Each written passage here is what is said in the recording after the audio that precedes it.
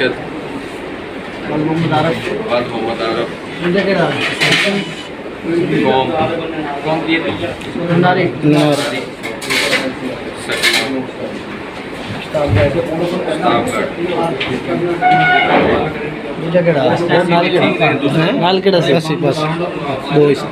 दूजा गवाह थे मौके पे जड़े आए ने क्योंकि प्रथम गड्डी ने सही फायर कर उन्होंने हिलजुल नजर आंदी कि बंदा जिंदा उन्होंने और फायर मारना सीगे चलो अपना भी नाम दस हाँ जी वो तो सारे इलाके के लोग इकट्ठे हो गए ना बखुआ देख के बहुत सारे लोग सी पुलिस को पता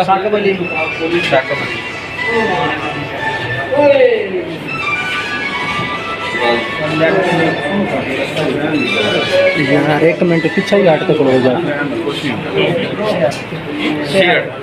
सीन है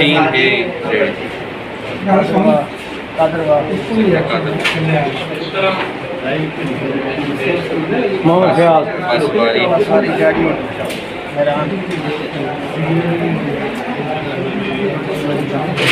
बजाना जा रही है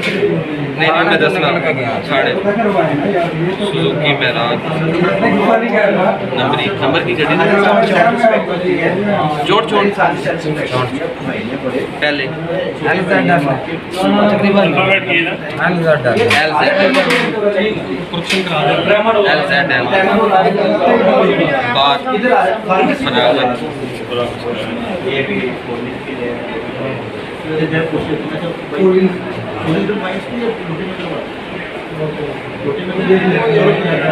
तफ्तीश सिलसिला दरखास्त तस्वीर जिथे गलत हो ठीक करवा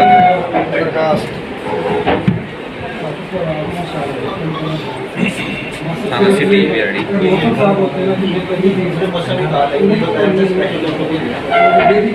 से वापस दूसरे लिखवा रहे हो ना भाईजान बयान पे आपका मैं दसना ना बोल के कि मेरे नाल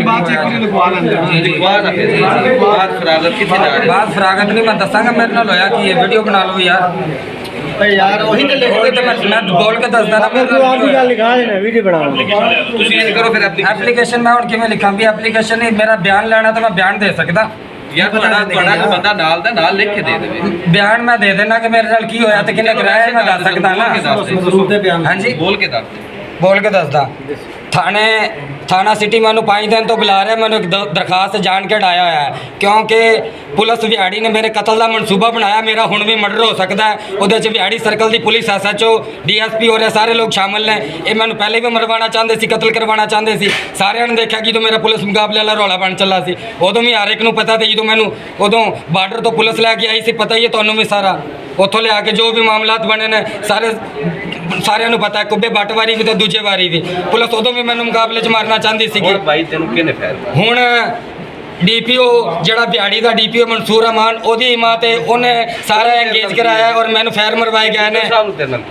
मैं खबर लाना पिछले DPO साहब ने मेरे नाल की सी पिछले DPO किसी ने फैर मराए हां मरवाए ना मैंने तो मुकाबले च मरवाऊ सी सुनो सियाणे बनो देखो ना सियाणा की बना मैं हकीकत दस रहा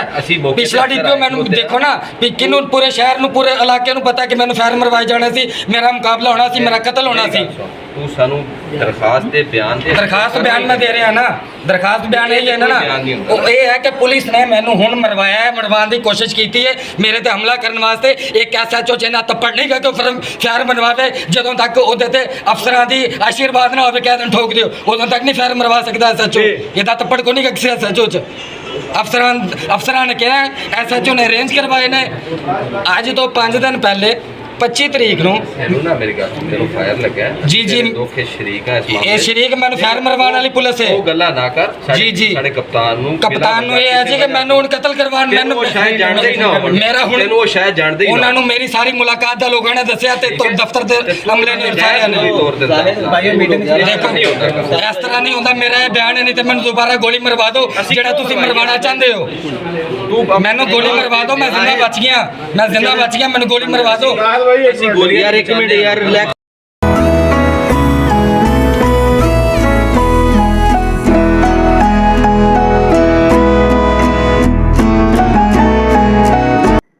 नाज़रीन मैं हूं अब्दुल रईस और आप देख रहे हैं BS स्टूडियो। नाज़रीन कल तकरीबन मगरिब से फौरन बाद जहाँ मगरिब की अजान का वक्त लगा ले कि जाहिद हां बिहारी के तहकीकी सहाफी, एक निडर नौजवान सहाफी जो सच बोलने पर एक सेकंड भी नहीं लगाता है और किसी से नहीं डरता, वो अपनी सहाफत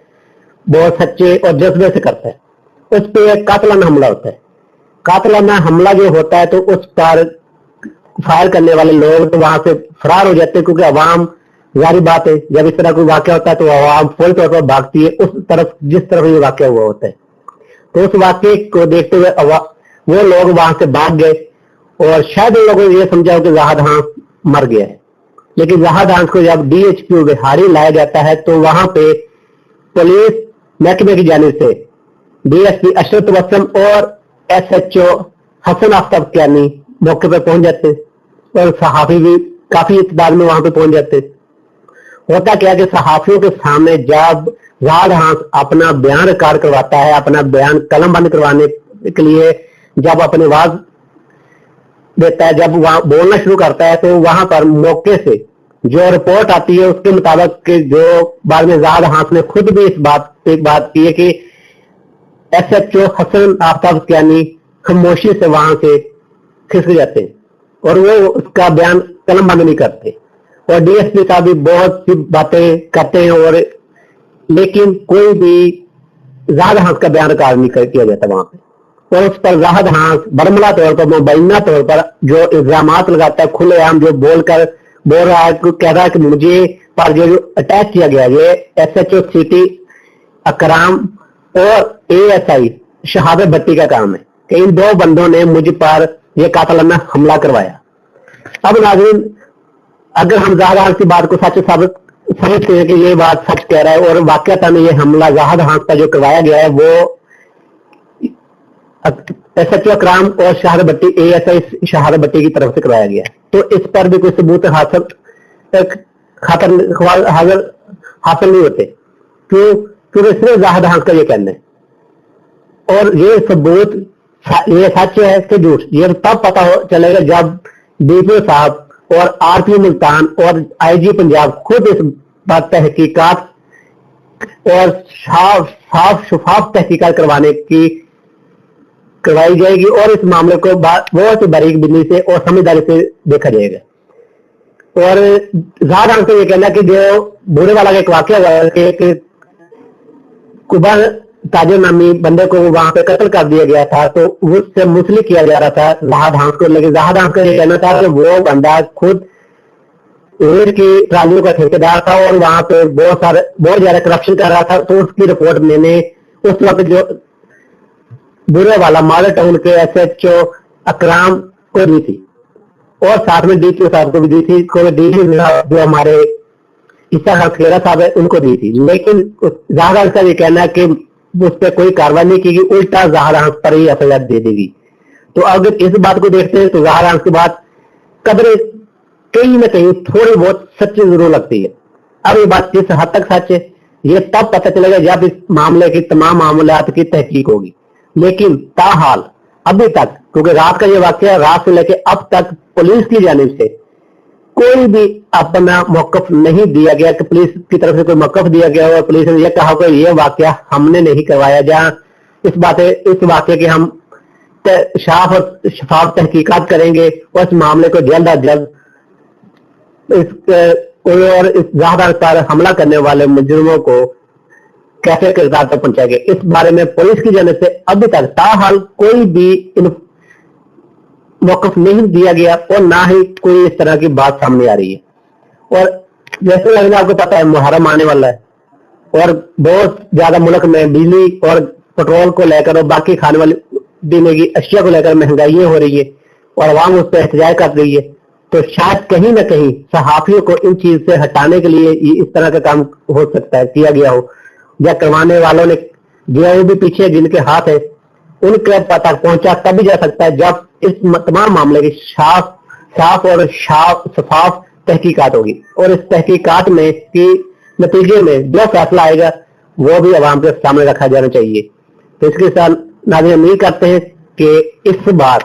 साफ जरूर होगा। और मुझे दीजिएगा इजाजत। अल्लाह निगहबान। पाकिस्तान जिंदाबाद।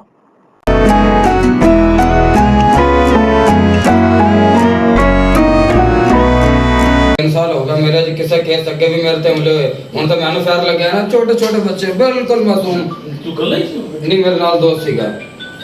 ਜੀ ਮੇਰੇ ਛੋਟੇ ਛੋਟੇ ਭਾਣਜਾਂ ਨੂੰ ਫੈਰ ਲੱਗੇ ਨੇ ਉਦੋਂ ਵੀ ਨਹੀਂ ਕਾਰਵਾਈ ਹੋਈ ਨਾ ਮੈਨੂੰ ਤਾਂ ਅਜੇ ਤੱਕ ਨਹੀਂ ਤੂੰ ਦੱਸਿਆ ਜੀ ਜੀ ਉਹ ਮੁਕੱਦਮਾ 326 ਹੋਈ ਹੈ ਜੀ ਜਿਹੜਾ ਖੇਰਾ ਸਾਹਿਬ ਤੁਹਾਨੂੰ ਯਾਦ ਕਰਾਉਂਦੇ ਰਹਿਣਾ ਜੀ ਉਹੀ FIR ਹੈ ਜੀ ਜੀ ਜੀ ਤੇਰਾ ਸਾਹਿਬ ਯਾਦ ਕਰਾਂਗੇ ਇਸ ਤਰ੍ਹਾਂ ਨਹੀਂ ਨਹੀਂ ਤੁਹਾਨੂੰ ਸਪੈਸ਼ਲ ਕਿਹਾ ਸੀਗਾ ਕਿ ਬੰਦੇ ਫੜਵਾ ਵਾਲਾ ਕੇਸ ਤੁਹਾਡੇ ਜ਼ਿੰਮੇ ਹੈ ਬਾਕੀਆਂ ਦੇ ਵੀ ਜ਼ਿੰਮੇ ਲਾਇਆ ਸੀ ਸਭ ਇਕੱਠੇ ਸੀ 326 ਜੀ ਜੀ ਜੀ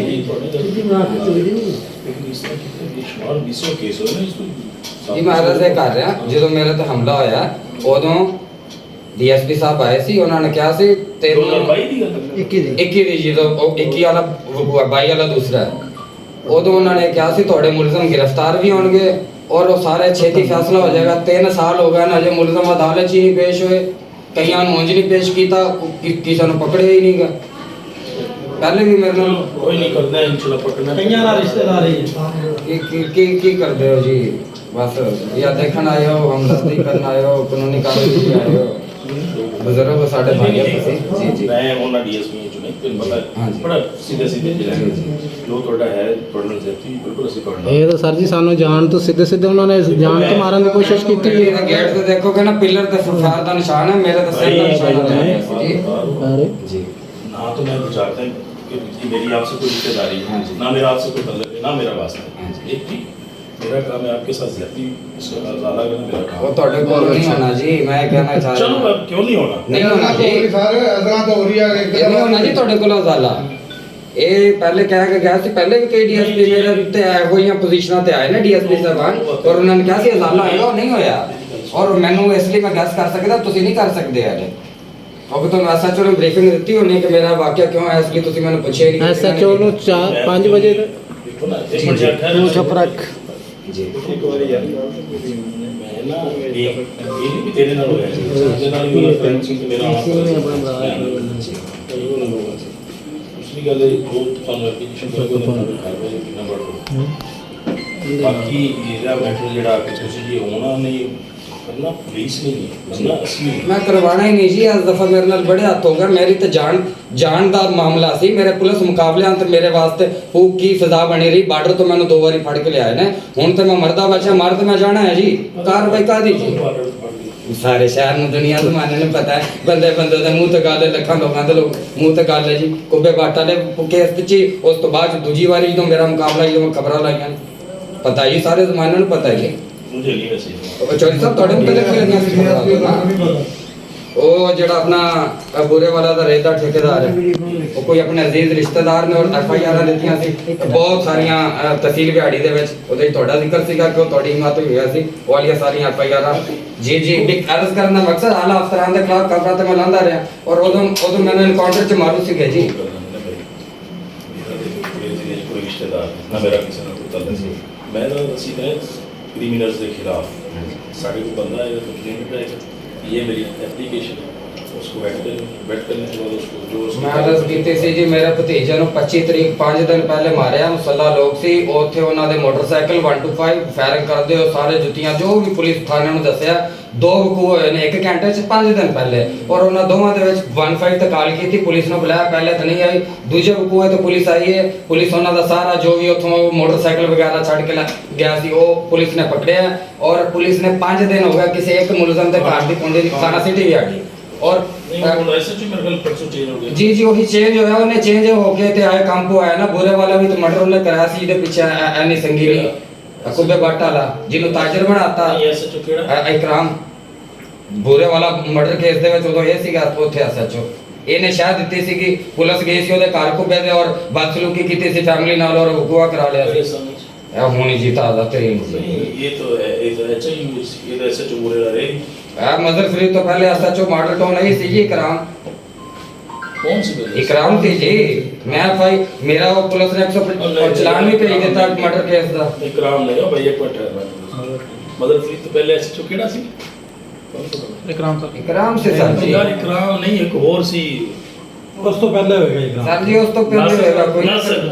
नासर सी नासर तो बाद इकराम आया ना जी वोटा इकराम सीगा इकराम इकराम ਨੂੰ ਇਸੇ ਬਕੂਏ ਚ ਕੀ ਨਾਮ ਜਿਹੜੇ ਮਰਡਰ ਕੇਸ ਮੈਨੇ ਇਨਵੋਲਵ ਕੀਤਾ ਉਹਦਾ ਹੁਣ ਚਲਾਨ ਵੀ ਆ ਗਿਆ ਮੈਂ ਐਸਐਚਓ ਨੂੰ ਹੁਣ ਮੈਨੂੰ ਬੁਲਵਾਇਆ ਨਾ ਸਰੋਲੇ ਦੇ ਵਿੱਚ 5 ਦਿਨ ਤੋਂ ਪੁਲਿਸ ਮੈਨੂੰ ਬੁਲਵਾ ਰਹੀ ਹੈ। ਮੈਂ ਉਹਨਾਂ ਨੂੰ ਕਹਿ ਰਿਹਾ ਕਿ ਲਹਿਦਾ ਸੁਣ ਲਓ, ਲੇਕਿਨ ਉਹਨਾਂ ਨੇ ਲਹਿਦਾ ਸੁਣਨ ਦੇ ਬਜਾਏ ਅੱਜ ਮੈਨੂੰ 5 ਵਜੇ ਦਾ ਬੁਲਾਇਆ। ਮੈਂ ਆਈਓ ਸ਼ਹਾਦਤ ਭੱਟੀ ਨੂੰ ਮੈਂ ਕਿਹਾ, ਮੈਂ ਐਸਐਚਓ ਨੂੰ ਕਿਹਾ ਬਕੂ ਐਵੇਂ ਹੋ ਸਕਦੇ ਨੇ, ਮੈਨੂੰ ਸਿਕਿਉਰਿਟੀ ਥ੍ਰੈਟਸ ਨੇ, ਪਾਰਟੀਆਂ ਨੂੰ ਲਹਿਦਾ ਬੁਲਾਓ, ਆ ਰਹੇ ਨੇ ਕਰ ਰਹੇ ਨੇ ਇਹ ਉਹ ਹੈ। ਮੈਨੂੰ ਉੱਥੇ 3 ਘੰਟੇ ਤੱਕ ਜਾਣ ਕੇ ਅੰਗੇਜ ਕੀਤੀ ਰੱਖਿਆ ਔਰ ਉਸ ਤੋਂ ਬਾਅਦ ਕਾਰਵਾਈ ਵੀ ਕੋਈ ਨਹੀਂ ਕੀਤੀ। 5 ਦਿਨਾਂ 'ਚ ਮੇਰੀ ਪਿਛਲੀ ਕਾਰਵਾਈ ਨਹੀਂ ਕੀਤੀ ਕਿਉਂਕਿ ਉਦੋਂ ਮੇਰੇ ਭਤੀਜੇ ਨੂੰ ਮਾਰਿਆ ਤਾਂ ਕਿ ਮੈਂ ਭਤੀਜਾ ਕਾਲ ਕਰੇਗਾ ਚਾਚਾ ਮੇਰਾ ਤੇ ਹਮਲਾ ਹੋਇਆ। ਇਹ ਵਕਤ ਅਗਲਾ ਗਿਆ, ਹਾਂਜੀ। ਕੋਈ ਪੁਲਿਸ ਪਰਚਾ ਨਹੀਂ ਦਿੰਦੀ। ਹੁਣ ਤਾਂ ਅਗਰ ਐਸਐਚਓ ਨਹੀਂ ਕਰਦਾ ਫੌਰਨ 1787 ਤੇ ਡੀਐਸਪੀ ਕੋ ਜੀ। ਡੀਐਸਪੀ ਨਹੀਂ ਸੁਣਦਾ ਤਾਂ ਡੀਪੀਓ ਉਹ ਤਾਂ ਬੜੇ ਲੇਕਿਨ ਜੀ ਉਹ ਜਿਨ੍ਹਾਂ ਦੀ ਸੁਣੀ ਜਾਂਦੀ ਹੈ ਤੁਹਾਨੂੰ ਵੀ ਪਤਾ ਮੈਨੂੰ ਵੀ ਪਤਾ, ਹਰ ਕਿਸੇ ਨਾਲ ਜੋ ਸਲੂਕ ਹੁੰਦਾ ਹੈ ਨਾ ਜੀ ਉਹ ਤੁਹਾਨੂੰ ਵੀ ਪਤਾ ਮੈਨੂੰ ਵੀ ਪਤਾ ਹੈ। ਅਰਜ਼ ਹੈ ਜੀ, अरज है जी। आप ना मैं एक बात बताऊँ आपको, आप अपनी हमें एप्लीकेशन दी उसके मैं अपना जी तो बयान दे रहा जी। बयान नहीं देखो मैंने तो बयान नहीं ना बयान चलो एसएचओ बयान लिखदा विचों नस गया जी। वो सारे ਨੂੰ पता है कि एसएचओ ने मेरा बयान ही क्यों नहीं लिया, अद्धा बयान रिकॉर्ड होया ਉਹਨੇ ਮੇਰਾ ਬਿਆਨ ਨਹੀਂ ਲਿਖਿਆ ਉੱਥੇ। ਮੈਨੂੰ ਜੀ ਪੁਲਿਸ ਨੇ ਤੁਹਾਡੀ ਨੇ ਬੁਲਾਇਆ ਉੱਥੇ ਐਸਐਚਓ ਇਕਰਾਮ ਔਰ ਸ਼ਾਹ इस मामले च ਇਹ ਜਿਹੜੇ ਮੇਰੇ ਭਤੀਜੇ ਨੂੰ ਚੰਦ ਦਿਨ ਪਹਿਲੇ ਮਾਰਿਆ। ਮੈਂ ਤੁਹਾਨੂੰ 2 ਦਿਨ ਪਹਿਲੇ ਤੁਹਾਨੂੰ ਵੀ ਆਖਿਆ ਕਿ ਮੇਰੇ ਭਤੀਜੇ ਨਾਲ ਮਾਮਲਾ ਹੈ, ਪਲੀਜ਼ ਐਫਆਈਆਰ ਹੁੰਦੀ ਹੈ। ਮੈਂ ਡੀਪੀਓ ਸਾਹਿਬ ਦੇ ਦਫ਼ਤਰ 3-4 ਦਿਨ ਲਗਾਤਾਰ ਜਾਂਦਾ ਰਿਹਾ, ਥਾਣੇ ਮੈਨੂੰ ਬੁਲਾਉਂਦੇ ਰਹੇ ਨੇ, ਮੇਰੀ ਕਾਰਵਾਈ ਨਹੀਂ ਕੀਤੀ। ਇਸ ਦਰਮਿਆਨ ਮੈਂ ਇਹ ਕਿਹਾ ਕਿ ਮੇਰੇ ਨਾਲ ਇਹ ਸੀਨ ਹੋਣਾ ਸੀ ਕਿ ਮੇਰੇ ਭਤੀਜੇ ਨੂੰ ਮਾਰਨਾ ਸੀ ਜਿਹੜਾ 5 ਦਿਨ ਪਹਿਲੇ ਵਕੂਆ ਹੋਇਆ। ਉਤੋਂ ਮੈਂ ਜਾਣਾ ਸੀਗਾ ਤੇ ਇਹਨਾਂ ਨੇ ਮੇਰੇ ਨਾਲ ਇਹੀ ਫੈਰ ਵਾਲਾ ਮੈਨੂੰ